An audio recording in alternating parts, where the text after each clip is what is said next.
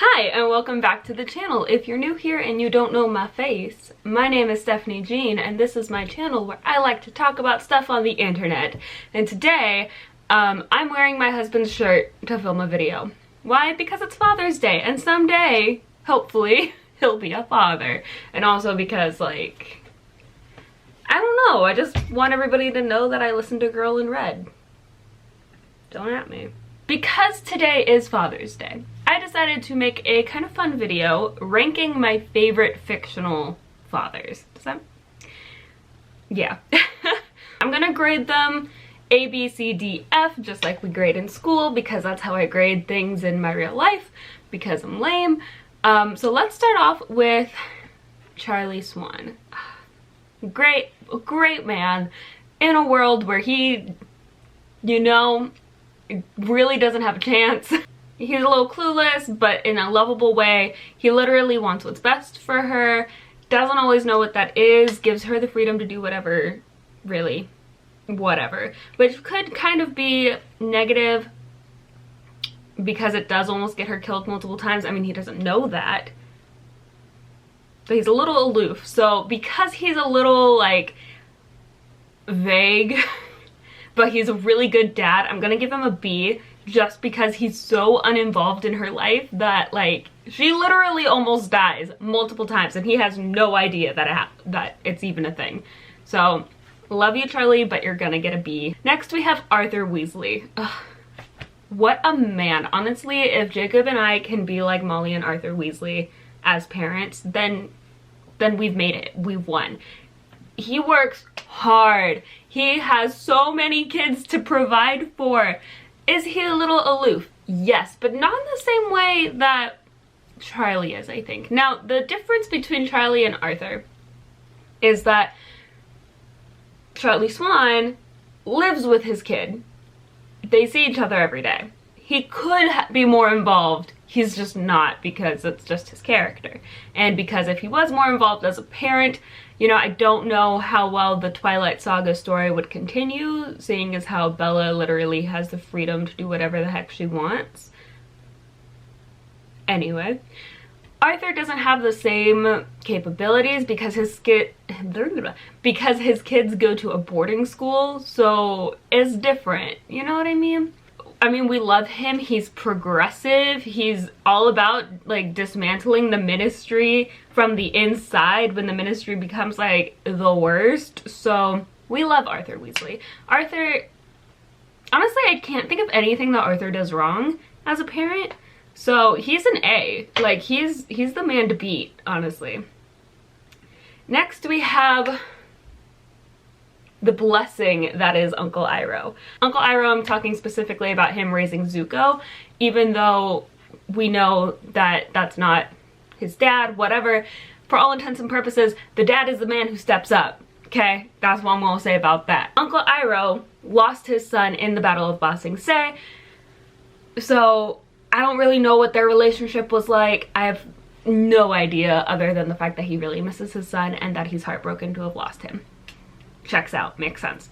But with Zuko, he is an amazing parental figure to Zuko.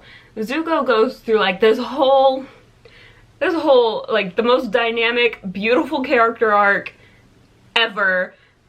I simped for Zuko then, I simp for Zuko now. I can't help it. But Uncle Iroh is the reason behind Zuko's transformation. Zuko had it in him all along, I do believe that. But Uncle Iroh really allowed it to flourish. Uncle Iroh's always on Zuko's side, always there to back him up, but still, like, stands true to what he believes as his own individual person. I can't mark Iroh down at all. So he's also getting an A. So love that for Uncle Iroh. Alright, who's next? Next we have Fred Andrews from Riverdale. Now, Riverdale, I've only seen, like, the first 2, maybe the first 3 seasons. I stopped watching it, honestly. It just got... But Fred Andrews was literally the best parent on the entire show. Like, every other parent in the show had something going against them. Like, everybody's parents got got something not right about them, or some twisted motives for why they're telling their kids the things that they're telling them. Except for Fred Andrews. Fred Andrews is literally just like the peak parent in Riverdale. Now, in the beginning, he does have like this thing about Archie pursuing music, or I think it's just something that Archie perceives in his head, but he does have these expectations for Archie. But I think that's normal, you know, like to want a specific future for your kid, but to learn to let that go when that's not what the kid wants. No, he gets an A too. I'm sorry. I know I have 3 characters with A's now, but Fred Andrews does nothing wrong. He does nothing wrong as a parent. Alright, next we have Darth Vader from Star Wars. And let me just, Anakin, you are breaking my heart. I mean, even before the prequels, right?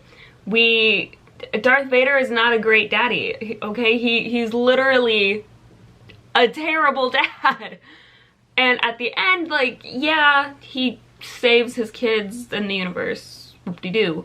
But you literally went on a rampage and killed a bunch of kids in the prequels, so, you know, you went to the dark side.